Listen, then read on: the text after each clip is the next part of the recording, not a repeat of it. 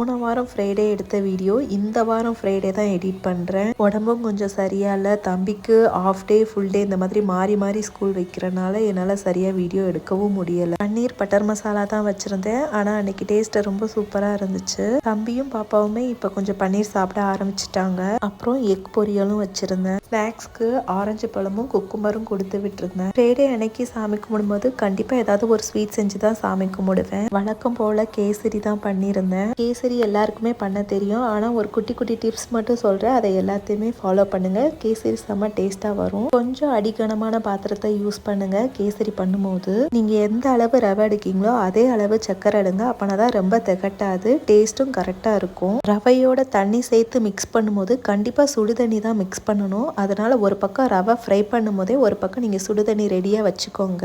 ஒரு tumbler ரவைக்கு 8 spoon நெய் தேவைப்படும். இந்த டிப்ஸ் உங்களுக்கு யூஸ்ஃபுல்லாக இருந்திருக்கும். தேங்க்ஸ் ஃபார் வாட்சிங்.